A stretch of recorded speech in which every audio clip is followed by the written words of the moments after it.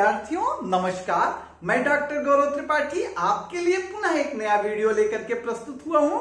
जैसा कि हमने आपसे पिछले वीडियोज में एक परिचर्चा किया राज्य के नीति निर्देशक सिद्धांतों के संदर्भ में, हमने आपको पिछले वीडियो में बताया आर्टिकल 36, आर्टिकल 37 और आर्टिकल 38। आज हम परिचर्चा करेंगे आर्टिकल 39 की। किसकी परिचर्चा करेंगे? आर्टिकल 39 की। राज्य के नीति निर्देशक तत्व 36 से 51 के अंतर्गत वर्णित हैं। संविधान के भाग 4 में 36 जो है राज्य की परिभाषा बताता है, 37 बताता है कि न्यायालय द्वारा नीति निर्देशक सिद्धांत प्रवर्तनीय नहीं है, 38 कहता है कि सामाजिक आर्थिक राजनीतिक न्याय की स्थापना की जाए और लोक कल्याण की अभिवृद्धि की जाए तथा राष्ट्रीय जीवन को प्रभावित करने वाली संस्थाओं को अनुप्राणित किया जाए तथा असमानता आर्थिक असमानता को कम किया जाए। आइए हम अब परिचर्चा आपसे करते हैं अनुच्छेद 39 की। अनुच्छेद 39 कहता है कि राज्य द्वारा अनुसरण किए जाने वाले कुछ क्या है, कुछ सिद्धांत निम्नवत हैं। यानी कि राज्य किन किन बातों का फॉलोअर बनेगा, किन किन मार्ग बातों पर चलेगा, वो सिद्धांत दिए हैं। पहला क्या है? अनुच्छेद 39 का कहता है कि पुरुष और महिला नागरिकों दोनों को, पुरुषों और महिलाओं दोनों को, लेकिन नागरिकों पुरुष और महिला नागरिकों दोनों को समान रूप से आजीविका के पर्याप्त साधन का अधिकार है। क्या कहता है? स्त्री और पुरुष दोनों को समान रूप से पर्याप्त आजीविका का अधिकार, अर्थात चाहे वो स्त्री हो चाहे वो पुरुष हो, दोनों को समान रूप से जीविका कमाने का अधिकार उपलब्ध है। यदि कोई ये कहता है, एक उदाहरण से देखिए, कहता है कि नहीं ये काम तो हम पुरुषों को ही देंगे, महिला को नहीं देंगे, रमेश को ही ये काम देंगे, रंजीता को नहीं देंगे, तो रंजीता अनुच्छेद 39 का के तहत राज्य के पास जा सकती है कि देखिए साहब, अनुच्छेद 39 का कहता है कि स्त्री पुरुष दोनों को समान रूप से आजीविका कमाने का अधिकार है और ये कह रहे हैं कि हम स्त्री पुरुष के आधार पर भेद करेंगे, तब राज्य जो है उसके लिए कोई ना कोई कानून बनाएगा। 39 खा कहता है, 39 खा कि समुदाय के भौतिक संसाधनों, किसका? भौतिक संसाधनों का स्वामित्व यानी मालिकाना और उसका कंट्रोल नियंत्रण, समुदाय के भौतिक संसाधनों का स्वामित्व और नियंत्रण यानी मालिकाना और उस पर नियंत्रण, मालिक होना और उसको कंट्रोल करना, नियंत्रित करना, इस प्रकार से वितरित किया जाए कि लोक हित हो। अर्थात भौतिक संसाधन क्या है? भौतिक संसाधन मतलब चाहे वो प्राकृतिक पदार्थ हो चाहे भौतिक कृत्रिम पदार्थ हो, चाहे प्राकृतिक हो चाहे कृत्रिम हो, चाहे चल संपत्ति हो चाहे अचल संपत्ति हो, चाहे निजी हो चाहे सार्वजनिक हो, ये किसमें आएंगे? भौतिक संसाधन। इस पर मालिकाना हक इस प्रकार से किया जाएगा जिससे कि जनता का हित हो, सर्वसाधारण का हित हो। जैसे कोई एक बड़ा उद्योगपति आया और पूरे गांव की जमीन को अधिग्रहित कर लिया। अब अधिग्रहित कर लिया, कुछ किसान परेशान है कि उनकी आजीविका खत्म हो जाएगी, वो किसमें रहेंगे?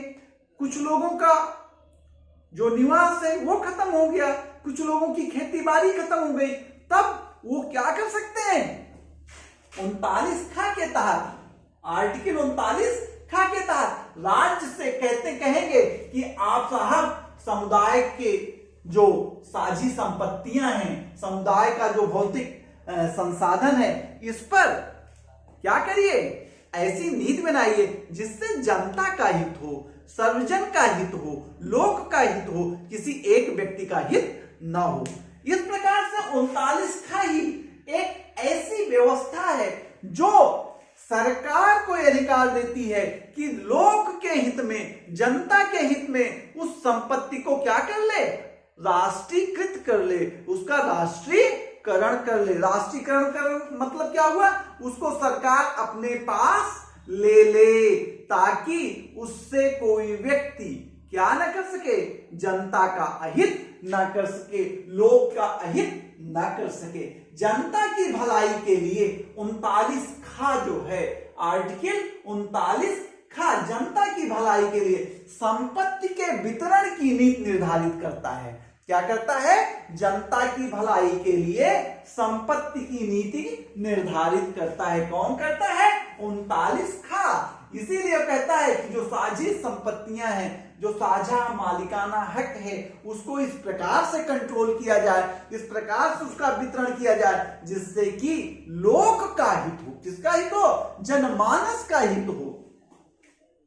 39 का कहता है, आर्टिकल 39 का, आर्थिक प्रणाली के संचालन में, आर्थिक प्रणाली के संचालन में धन और उत्पादन के, धन और उत्पादन के साधन, रुपया पैसा और उत्पादन साधन मशीन वगैरह का संसाधन के लिए अहितकारी केंद्रीकरण न हो। यानी कि धन का और मशीनों इत्यादि का ऐसा संकेंद्रण न हो जो कि जनता के अहित में हो। क्या हो, जनता के अहित में हो। किसमें कहा गया है कि 39 ग में कहा गया कि आप ऐसा इकोनॉमिक मॉडल ले आएंगे जिससे धन का केंद्रीकरण और उत्पादन के साधनों का, जिससे कि कोई चीज पैदा होती है, जिससे कोई चीज पैदा होती है, जैसा उसका इस तरीके से केंद्रीकरण न हो कि जनता का हित हो। जैसे कोई पूंजीपति आया और क्या किया, एक मैन्युफैक्चरिंग प्लांट लगा लिया। क्या किया, मैन्युफैक्चरिंग प्लांट लगा लिया और इतना उत्पादन स्टार्ट कर दिया कि उस क्षेत्र में जो छोटे छोटे उद्योग थे वो सब नष्ट होने की स्थिति में आ गए। तो क्या होगा, वे लोग क्या करेंगे, 39 गा के तहत राज्य से क्या कर सकते हैं, निवेदन कर सकते हैं कि आप ऐसी स्थितियां डेवलप करिए, क्या कि जिससे कि धन का और उत्पादन के साधनों का केंद्रीकरण ना होने पावे। सरकार ऐसे नियम बना सकती है। एक प्रकार से 39 गा आर्थिक समता पे बल देती है। किस पे बल देती है 39 गा, आर्थिक समानता पर बल देती है। और जब आर्थिक समानता आएगा तो क्या बढ़ेगा, सामाजिक न्याय बढ़ेगा। क्या, आर्थिक समता ही एक माध्यम है जो सामाजिक न्याय को बढ़ाता है। आपसे प्रश्न मुख्य परीक्षा में पूछा जा सकता है कि आर्थिक न्याय ही वह माध्यम है जिससे सामाजिक न्याय की स्थापना होगी, स्पष्ट करिए। तो आप ये बातें डिस्कस कर सकते हैं। और आप जान लीजिए कि 39 खा और 39 ग को, किसको, 39 खा और 39 ग को क्या कहा जाता है, सामाजिक आर्थिक न्याय का चार्टर कहा जाता है। किसको, 39 खा और 39 ग, 39 बी और 39 सी को सामाजिक आर्थिक न्याय का चार्टर कहा जाता है। क्या कहा जाता है, सामाजिक और आर्थिक न्याय का चार्टर किसे कहा जाता है, 39 खा और गा, 39 बी और सी। 39 डी कहता है या 39 घा कहता है कि महिलाओं और पुरुषों को समान कार्य के लिए, समान काम के लिए समान वेतन दिया जाएगा। अब आप इसको ऐसे समझ सकते हैं कि रमेश और विनीता दोनों एक आईटी कंपनी में काम करते हैं और विनीता को कुछ दिन बाद पता लगा कि उसी प्रोजेक्ट में समान काम के लिए कोडिंग के लिए, समान कोडिंग करने के लिए रमेश को पुरुष होने के नाते 20,000 वेतन मिल रहा है और विनीता जो खुद है उसको महिला होने के नाते 15,000 वेतन मिल रहा है। समान काम कर रही है लेकिन वेतन में असमानता है, तो इसके लिए वो 39 के तहत राज्य को एप्लीकेशन लिख सकती है। इसीलिए राज्य ने समान पारिश्रमिक अधिनियम 1976 बना करके क्या समान पारिश्रमिक अधिनियम 1976 बना करके 39 को लागू कर दिया है। ठीक है, 39 क्या कहता है? यह श्रमिकों की सुरक्षा की बात करता है। 39 अंगा अर्थात ABCDEF जो है ABCDE जो है 39E या 39 अंगा कहता है कि जो चाहे पुरुष श्रमिक हो चाहे महिला श्रमिक हो, पुरुष श्रमिक या महिला श्रमिक दोनों को स्वास्थ्य और शक्ति का कोई दुरुपयोग न करे। श्रमिकों के हेल्थ का और उसकी पावर का, उसकी शक्ति का, पोटेंसी का दुरुपयोग ना हो। और किसका दुरुपयोग ना हो? बच्चों की कोमल आयु का भी दुरुपयोग ना हो, बच्चों के कोमल आयु का भी दुरुपयोग ना हो। और ऐसा भी ना हो, 39 अंगा कहता है कि ऐसी भी स्थिति ना बने, ऐसी भी स्थिति ना बने कि आर्थिक कारणों से कोई आदमी इतना मजबूर हो जाए कि वो ऐसे कार्यों में संलग्न हो जाए, ऐसे जगह मजदूरी करने चला जाए जो न उसकी आयु के अनुकूल हो और न उसके स्वास्थ्य के अनुकूल हो। कोई दमा का पेशेंट है और खदान में काम करने चला जाए तो मर जाएगा। तो सरकार को नीति निर्देशक तत्व तो कहता है यह व्यवस्था करना है कि एक तो महिला और पुरुष चाहे जिस प्रकार के श्रमिक हों, उनके क्या होना, उनके स्वास्थ्य का दुरुपयोग ना हो, शक्ति का दुरुपयोग ना हो, बच्चों की कोमल आयु का दुरुपयोग ना हो। आप देखिए गांव में आप जाइए, अंदर अंदर 14 वर्ष से कम के बच्चों को क्या किया हुआ है, बाल श्रम में लगाए हुए हैं, वेतन नहीं देते हैं, वेतन दिए तो कम दिए।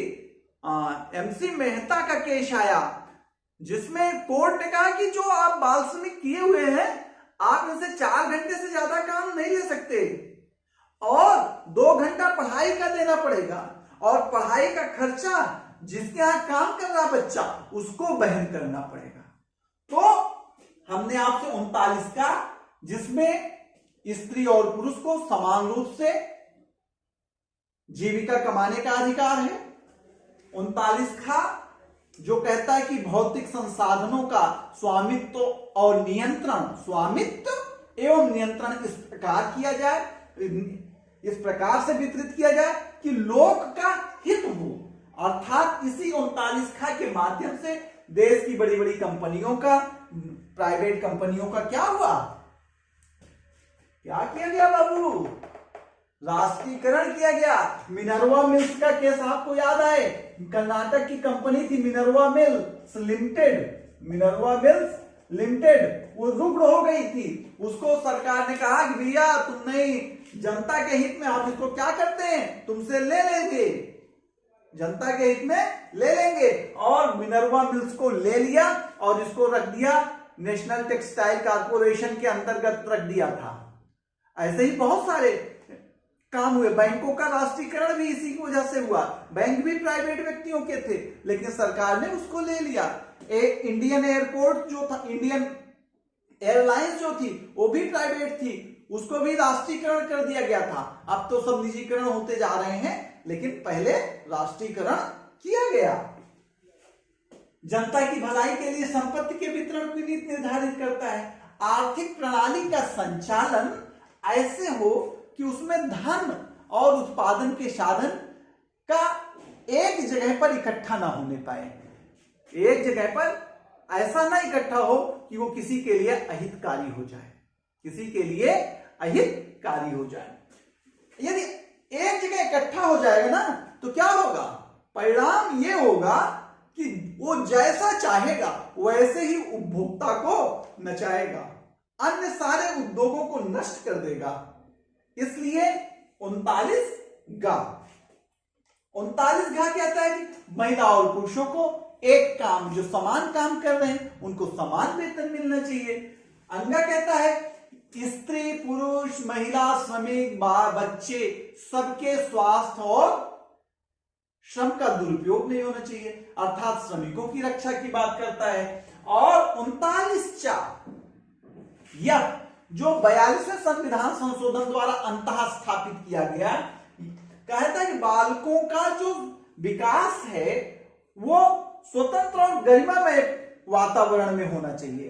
बालकों का विकास स्वतंत्र और गरिमामय वातावरण में होना चाहिए। ये हमने आपसे परिचर्चा किया आर्टिकल 39, जो कहता है कि राज्य के अनुसरण करने के लिए कुछ सिद्धांत इस प्रकार हैं। 39 का सभी को समान आजीविका कमाई करने का अधिकार देता है। 39 का राष्ट्रीयकरण का आधार तैयार करता है। क्या करता है? राष्ट्रीयकरण का आधार तैयार करता है। कहता है कि जो भौतिक संसाधन हैं उनका स्वामित्व और नियंत्रण इस प्रकार वितरित किया जाए कि अधिकतम क्या हो, सर्वजन का हित हो, लोक हित हो। 39 का कहता है कि आर्थिक मॉडल ऐसा अपनाया जाए कि धन का और जो उत्पादन के साधन है जिससे कंपनियां चलती हैं, जैसे एग्रीकल्चर के लिए ट्रैक्टर वगैरह है, जैसे मैन्युफैक्चरिंग कंपनियां हैं, कोयला है इत्यादि इत्यादि, लोहा है, ये सब उत्पादन के साधन है। इन पर किसी का केंद्रीकरण ऐसा ना हो जाए कि वो जनता के अहित में हो जाए, अर्थात केंद्रीकरण को रोकना है। केंद्रीकरण को वहीं तक परमिशन देनी है जहां तक जनता का हित है। यदि लगे कि जनता का हित होने वाला है तो आर्टिकल 39 के तहत इस केंद्रीकरण को रोक देना है। 39 कहता है कि स्त्री और पुरुष को समान काम के लिए समान वेतन दिया जाएगा। 39 श्रमिकों के कर्मकारों की यानी कि जो लेबर हैं और जो बच्चे हैं उनके सुरक्षा की बात करता है। बच्चों के सुरक्षा की, स्वास्थ्य की रक्षा और किसकी रक्षा?